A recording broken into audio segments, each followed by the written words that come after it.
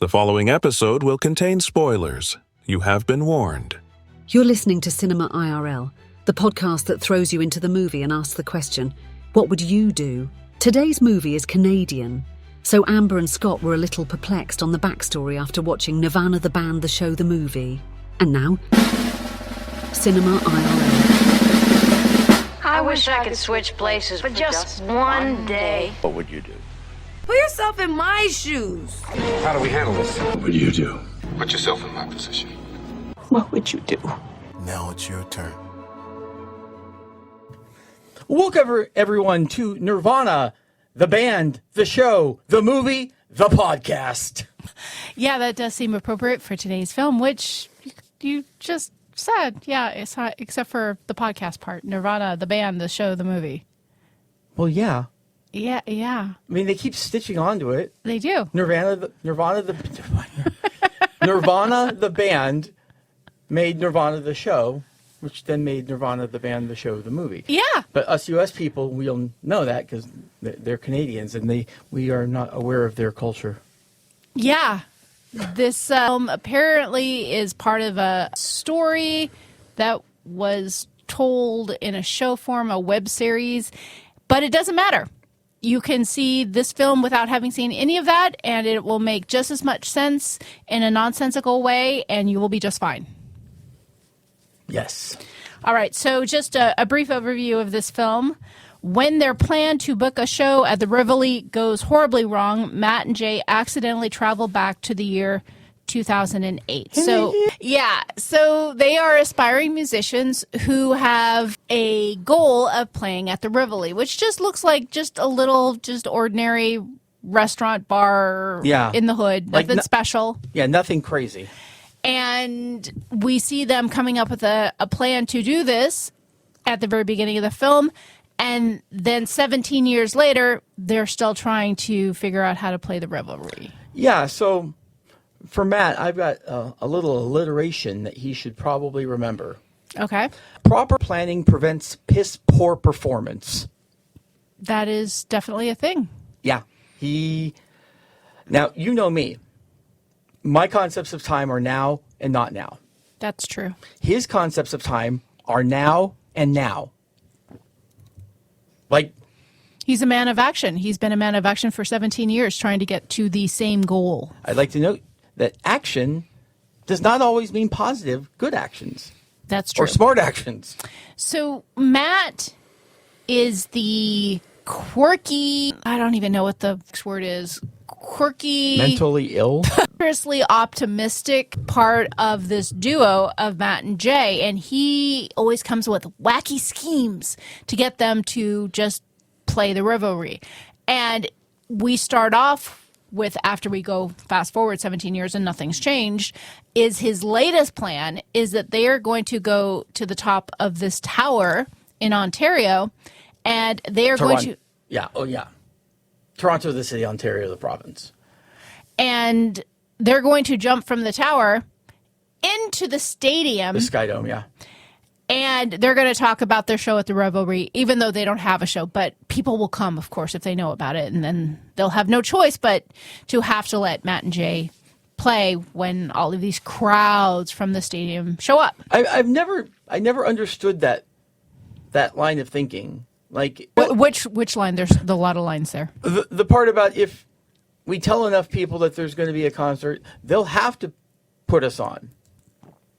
I mean, that only happens in movies, doesn't it? Does it even happen in movies? That's a plot, isn't it? Maybe. So Jay willingly goes along. A little too willingly, actually. And up they go with parachutes on their backs, because apparently they actually do allow these tours for people to wear harnesses and be all strapped in to stand on the edge of this tower, but it's all safe. But wacky Matt has little bolt cutter type things so they can liberate themselves and jump off into the stadium. So being at the top of that thing, what would I do? I would not go up there, even with a harness. Like, I don't know if I could stand. If I have any amount of acrophobia, it would all be exposed right there, all at once. And I think I do have a little bit. I believe I would be weak in the knees and would have a terrible time even standing up fully. So Yeah, I don't even like walking next to small cliffs. Well, nothing against our viewers named Cliff, of course. So what would you do if you were Jay and Matt presents this proposal of jumping off the tower into the stadium? Bitch, no. But it's 17 years and this is going to be the plan that works. Bitch, no. All right. Like, yeah, when we're talking about skydiving off a 116-story tower, we'll find another place to play. I would not be at all in favor of this plan. But they both get up. Matt cuts the wires for both of them. And Jay is like, I don't know if I can do it. I don't know if I can do it. And at the same time, they realize that it's actually not the best weather. So the stadium is closing the dome.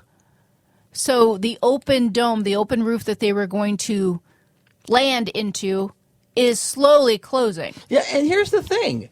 Proper planning prevents piss poor performance. Check the weather.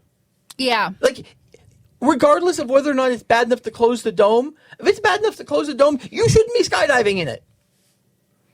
Well, and it didn't even look like bad weather. Maybe it was just a little chilly. Well, it looked like there was a little rain that came down like afterwards. Like, I mean, it was July, right? Yeah. Yeah, so it couldn't have been too chilly. Yeah. So as Jay hesitates at this point about jumping, Matt pushes him over. What would I do if I was on a tower and I was having second thoughts or having a hard time to psych myself up and someone pushed me off? I would never talk to them again. I, believe it or not, actually disagree with you on this one. Well, you can have your opinion, but you can't disagree with what I would do. Like, if I'm willing to take it to this point, then Standing on the edge of the tower is a lot different than jumping off the tower. it is. But if I'm willing to take it to this point, then I'd rather know that my nerves are going to kick in. And that might actually be the only thing that would get me there. Now, am I going to be thrilled about it? No, obviously I'd rather jump myself if I had the nerve, but...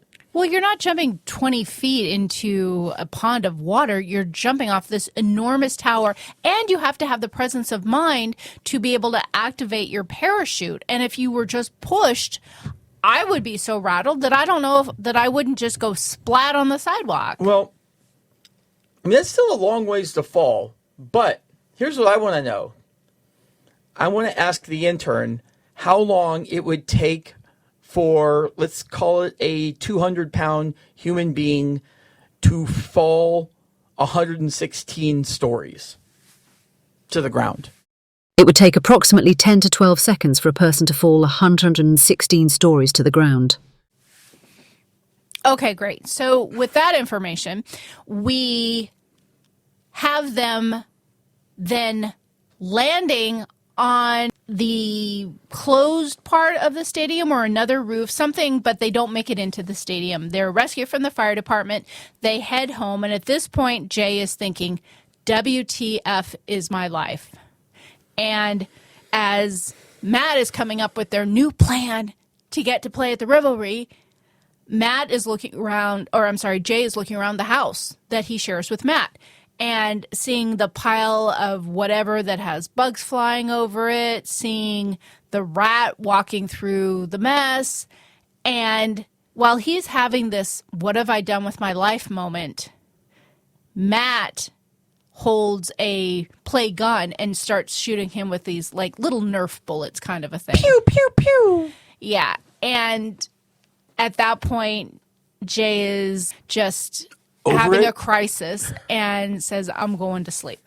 Yeah, I mean, you've just had a day where you were pushed off a tower, landed on a sky dome, couldn't get in, obviously had to jump off the sky dome to get down to the ground. It was raining. Well, I think they were rescued from the fire department. The fire department was there. I don't think anyone jumped down off of that roof. I mean, there was fire department was there. Anyway, it doesn't matter. Yeah. Sorry, I forgot that. So while Jay goes upstairs. He is now taking his life in his own hands, and he is calling around to neighboring clubs saying, do you have an open mic night? Okay, something that he very well coulda, shoulda done 17 years ago. As to, I don't know why they're trying to get booked at the Revelry, I mean, other than the fact that this is a thing and this is a show and a movie. But take some control of your life. And yes, if you are an artist, if you are a comedian, if you are many things, places have open mic nights where you could just go and play. So I don't know, man, driving 4 to 5 hours. Well, I don't know mic? that was the closest one. I don't know why he was calling that one. I have to think, I mean, Canada is not a small place. I can't imagine the closest opportunity was 4 to 5 hours away. So it's not a small place, but there are actually very few truly large cities in Canada, because as large as it is, most of all of the cities are in the southern third of Canada, because you just couldn't live in the northern 2/3 during winter. It'd be insane. So, like, there's probably about 12 major cities in Canada. Now, I'm not saying there's only 12 cities in Canada, everyone. There's lots of cities in Canada, but I'm talking about, like, major metropolitan areas. And while Jay is calling around for an open mic night, Matt is going down to their RV and has this brilliant idea to create the same kind of time traveling machine that was in Back to the Future. The DeLorean. And the Lux capacitor, and they are going to find some way to go back in time. Now, I've got to give Matt some props on this. Okay. That dude can put together some complicated stuff really quick. Yeah. Like turning your fridge into a flux capacitor, basically, like, I'd say overnight, but it was probably less time than overnight. Yeah, because he went to sleep in the RV. And when Matt wakes up after falling asleep in the RV, and he thinks he's ruined it because he accidentally spilled some Orbitz onto the mechanics, and he thinks he's ruined it. Okay, so let's embrace our own time machine and go back to Orbitz. Do you remember Orbitz? I have a vague recollection of them. I wouldn't have remembered it on my own, but as soon as I saw it, I'm like, oh, I know that. I remember that. It was a beverage that had these little, it was actually like maybe the inspiration of boba, I don't know. Red and blue balls? But it had little tiny balls in it that were suspended in orbit of the drink. So they weren't just at the bottom like boba, but they were all throughout the drink. And it was in a clear bottle, so you could see all of these little gelatin balls, these little tiny balls, kind of I can't think of a good comparison, but small balls suspended in the drink. Yeah, if it's working that way in the bottle, I don't want to put it in my stomach. So this apparently is the magic elixir that makes the time machine actually work, is the Orbitz. And when Jay gets in the RV, his intent is to drive the 4 or 5 hours to the open mic night, not realizing that Matt has been working on this time machine all night and he's fallen asleep in the back. Yeah, and by the way, I actually have to make a correction on something. I guess I would drink Orbitz, considering that I have done quite a few shots of Goldschlager in my life. So there's gold in there somewhere. Okay. And ultimately, Matt wakes up. He says, Jay, what are you doing? Why are we in the RV? Why are you driving? What's going on? And Jay quickly panics, thinking, oh, shoot, I'm going to this open mic night on my own, ditching my partner, ditching my friend. What do I say or do? What would you do if you were Jay in that circumstance? I'd say we're driving to an open mic night. I would too. I had that same thought of like, okay, this might not have been how you saw it, but there's no harm in him coming along, and maybe he would want to do something together and you want to do it on your own, and you can certainly man up and do that, saying, hey, I want to do my own thing. I think you should do your own thing and maybe we can do something together, but let's just go to the open mic night because, I don't know, skydiving off of a tower into a stadium didn't work last night. I mean, Matt is the most spontaneous person or character I've ever seen in my life. The dude, you could literally throw any plan in front of that dude and he would have been like, I'm game. Let's do it. Yeah, I don't think Jay, I don't think it needed to be this all or nothing, I'm leaving thing. And listen, after 17 years of schemes and plans that get you nowhere, I can understand of saying, yeah, no, I've had enough of this relationship and I'm worse off because of this relationship and I need to walk away. I can understand that. But in that circumstance of getting caught, I would almost just be like, okay, today's not the day I walk away. Maybe tomorrow is. Yeah. Yeah, no, absolutely. Yeah. If there's an open mic, then you just drive to play it. Yeah. And maybe even brush it off. Like, yeah, I knew you were back there. I was trying to surprise you and was hoping to get closer before you woke up. Yeah. So. But if that had happened, we would not have had the movie that was Nirvana, the band, the show, the movie. And we wouldn't have been able to do Nirvana, the band, the show, the movie, the podcast. That is true. We're going to fast forward a little bit. Turns out Matt actually did build a time machine, and that the Orbitz is the magic elixir that makes it work, and that's those little waves that they do in old-timey shows to say that they're going back in time. They actually go back to 2008, which is where the film initially started, before 17 years had passed. Ta-da! Time travel. It works. Yeah, that's a thing. I mean, I would say this movie's unrealistic, but we... Do you think? But I was going to use other things to describe that. Or is it? Is it? Maybe. I don't know. Is it?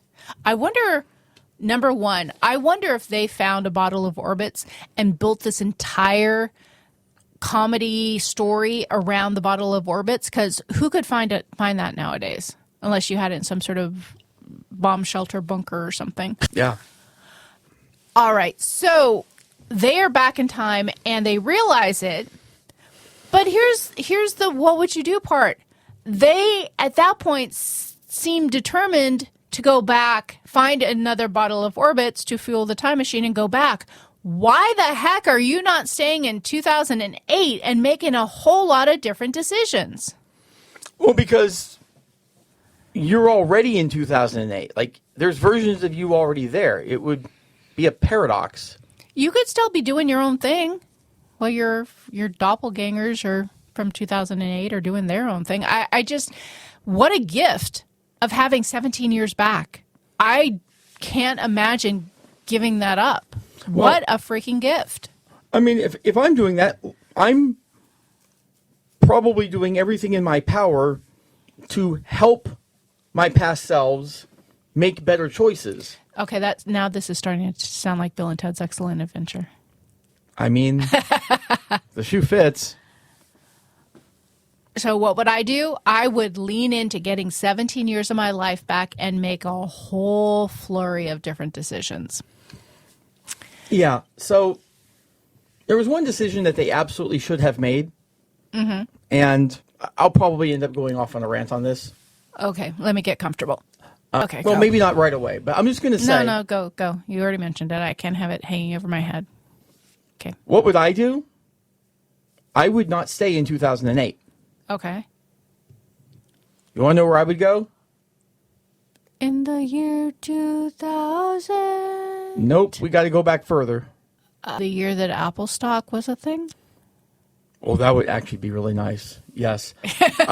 No, I want to go back to a time when dinosaurs roamed the earth. When it was entirely easy, possible, and normal to get bottles of Orbitz. That's the first, this is your fuel.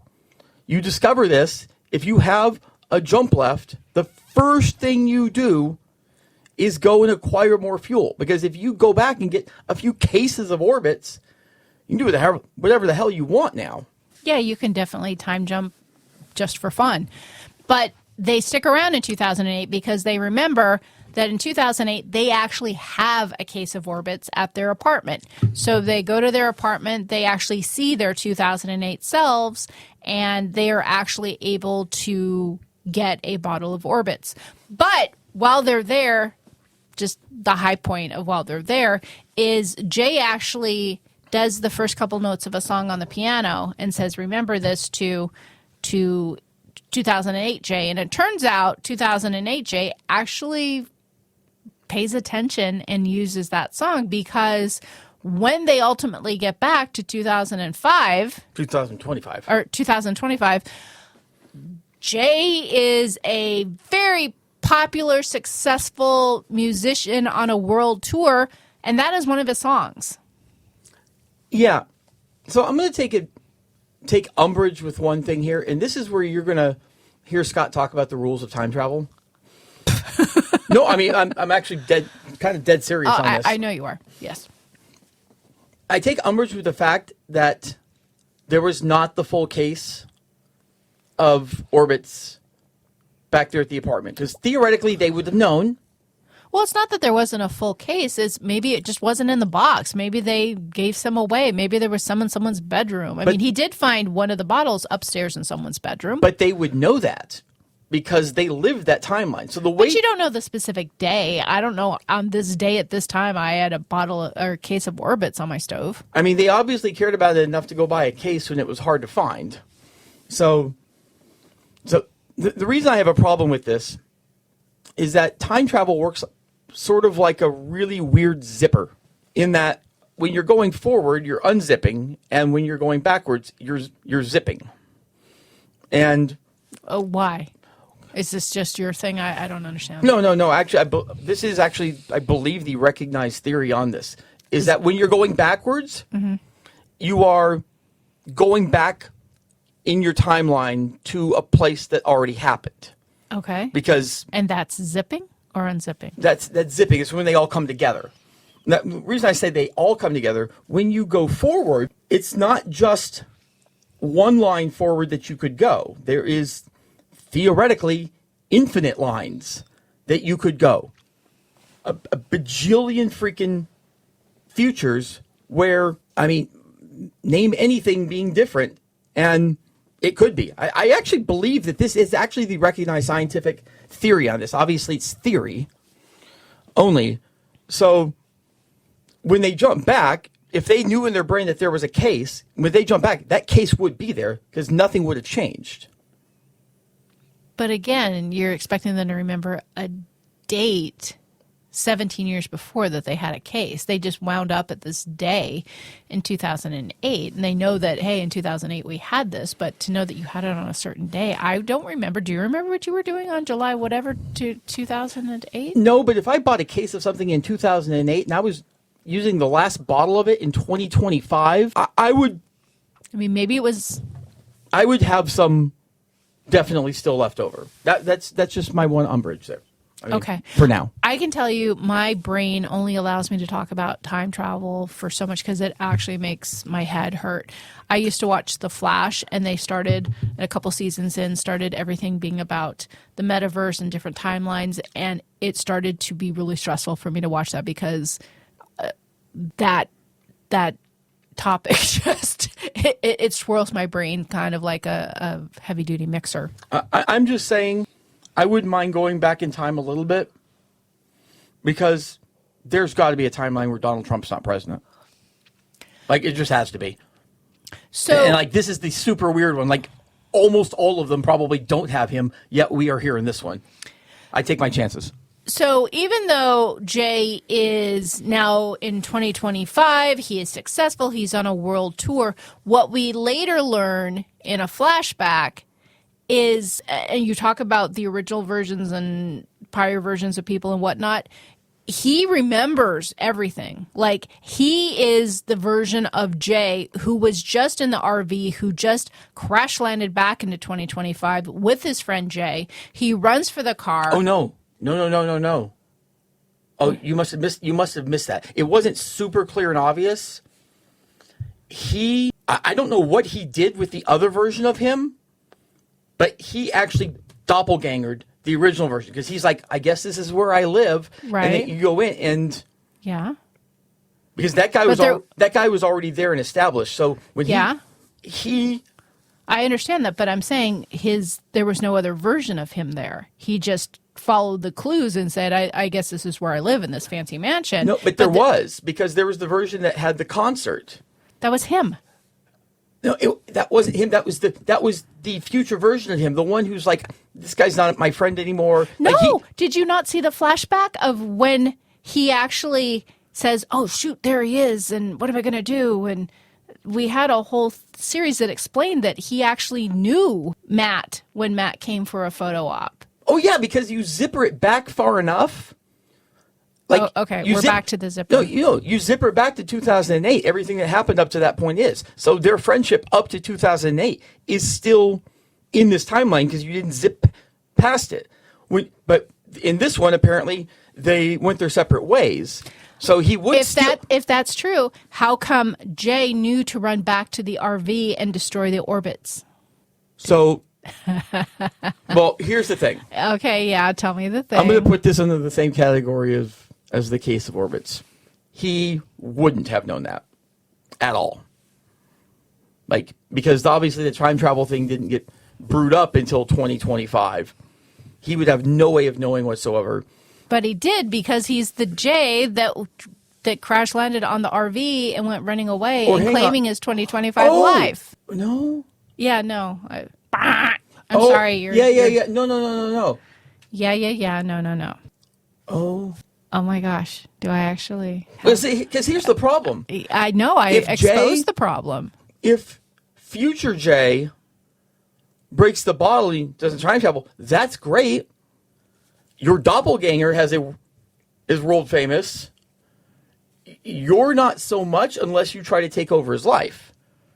Okay, you're creating a whole part of the movie that wasn't a thing. There was no other Jay in 2025. There was just the Jay that crash landed in 2025 in the RV and went running to claim his rich, successful life. We are going to have to agree to disagree, because I feel very strongly that there were two versions. Then why didn't we see two versions?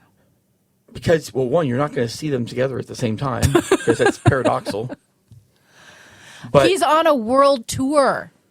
He's out there. He's playing his music. He has a photo op. I think if there was another existing 2025 Jay that, I don't know, maybe he would have played his own tour and done his own photo sessions and done his own meet and greets. Wouldn't the two of them both been there?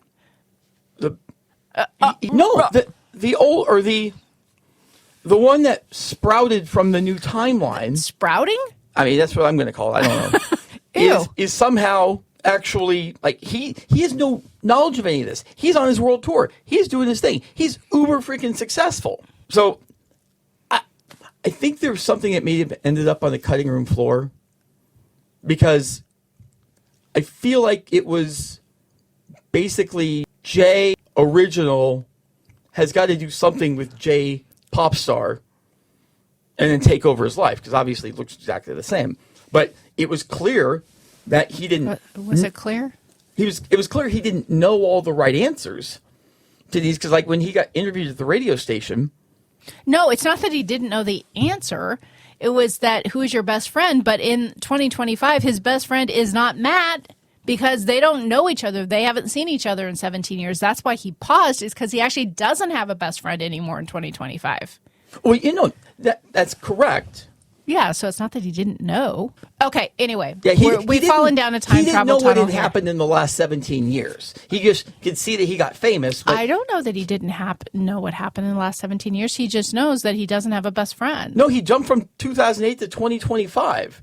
He has no idea what's happened in the last 17 years. He knows what happened before that, for sure. But he had to be thinking, I have no freaking clue who my best friend is here right now. Like, I have no idea. That's not at all what I took from it. I took from it is that he doesn't have a best friend because he basically ditched his best friend, and now he's successful, and he basically traded in his best friend for his success, so to speak. Anyway. Yeah, if we don't agree to disagree, this is going to be the longest episode ever. Okay, well, that complicates going forward then, because the whole point is going forward. Maybe we have a branching podcast. It branches into two different podcasts. Oh, God, no. So, yeah, you can bring in someone else for that.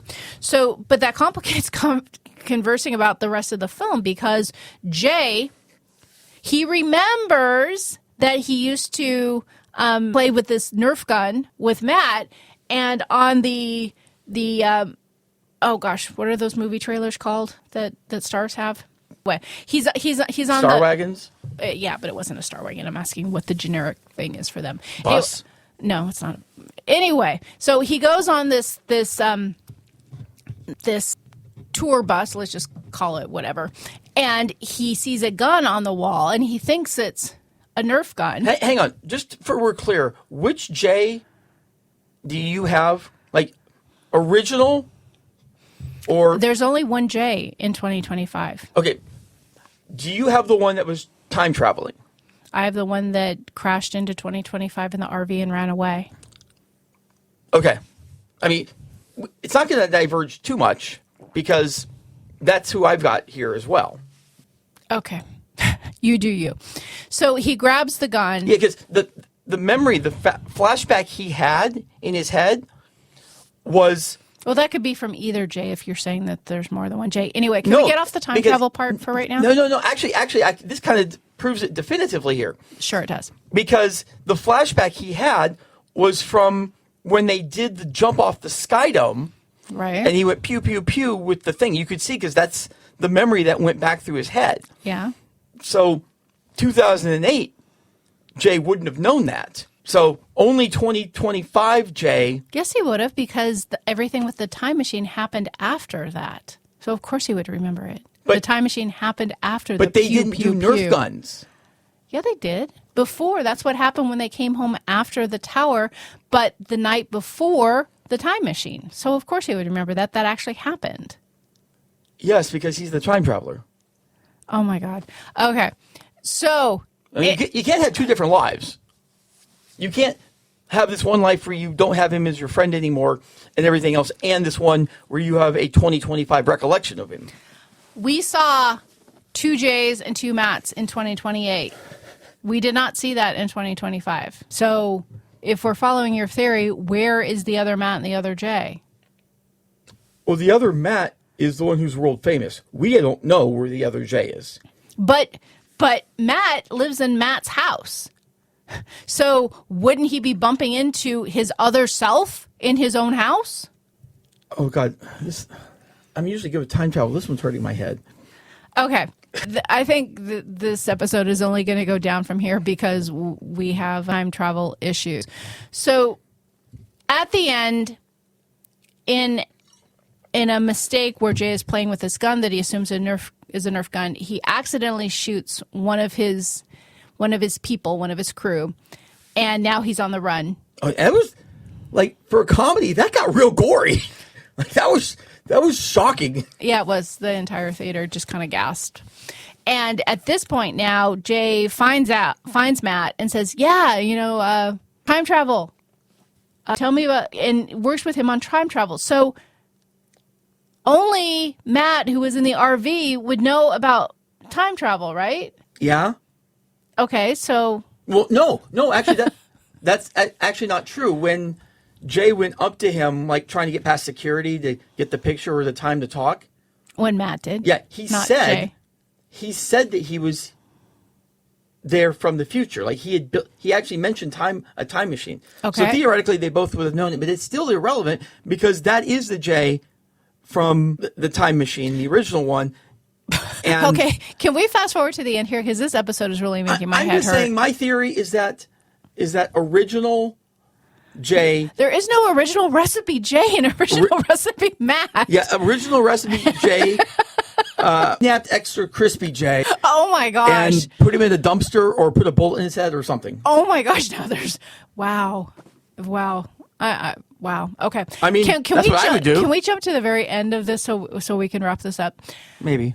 All right. So toward the end... You can just go back in time and try this thing over. Oh, no. So toward the very end, they are both trying to get back to 2008. Well, Matt is trying to get back to 2008, back to where they were before, but Jay wants to go back 2 days before he killed the person, before he shot the guy. Yeah, that's not a Nerf gun. And as Matt is doing all this rigging and electricity and cords to capitalize on a lightning strike that they know happens because they actually lived back in the time to know that there was a lightning strike, both of them make a choice. Matt, when the cord is too short, basically decides to use himself as a conductor, holding the edge of the cord and then, holding on to the outlet. So when the lightning strikes, it goes through him and Jay can go through time in the RV. Meanwhile, Jay is all ready to go back 2 days and he sees what Matt has done and he changes the timeline back to where all of this started at the very beginning. Honestly, either one would have mattered because both of them would have been before the time that Jay electrocuted himself. Oh my God. Okay. This makes my head hurt. What would you do if you were Matt or Jay making those decisions in that moment? If I'm Matt, I'm going back 2 days. No, that's Jay. Yeah, sorry. Yeah, if I'm Jay, I'm going back 2 days because even though your best friend is willing to put himself on the line and give his own life to help you. Because at this point, keep in mind that Matt got hit with a newspaper and he knows Jay is now accused of murder and that he needs to get back. So that's why he uses himself as this conduit for electricity, is because he's actually trying to save his best friend, Jay. He also knows that if he does that and Jay time travels, then the version of him that gets electrocuted no longer exists because it's on a different timeline when it comes forward. I don't want to talk about timelines anymore. This is feeling like The Flash all over again. Yeah. I mean, do you want me to just give you my ultimate what would you do if it's me? Or more if I'm Matt. Okay. Here's what I would do if I were Matt. Well, one, I probably wouldn't be sane enough to come up with this plan. I'd come up with a plan, but it would be too spontaneous. I would first go back to, let's call it 1995. Or I actually don't know. They said it was discontinued in 99. So I'm assuming if you go back to 2005, you can buy as much Orbitz as you want. Like, it's not a problem. So that is the first thing I do. The second thing I do is I'm going to use that to time travel again. Want to guess where I'm going? 2008? So, funny enough, no. The answer is any time before when I got the Orbitz. Like, any time. Well, you already went back any time before you got the Orbitz. You literally can go back 1 second from where you leapt in to zipper it out and make you... Oh, not more zippers. So I'm going to some completely deserted place where I'm not affecting anyone, anything. I'm going to go back in time, pick where you were. You're not doing anything in that time. As soon as I land in that timeline, I mean immediately, I'm punching in 2025 and jumping again. Because you've zippered it back to the earliest possible point, with the theory being if you're out in the middle of nowhere and you're affecting nothing, then the best chance to get back to the original timeline, the one where you want to be, is going to be to affect nothing and jump back to the future. Would it work? Maybe. It's definitely your best chance. I need an aspirin. We hope you enjoyed our episode. Thank you for listening. And to catch all the new episodes, please subscribe. We release 2 to 3 episodes weekly, so we'll have new content regularly. Until next time.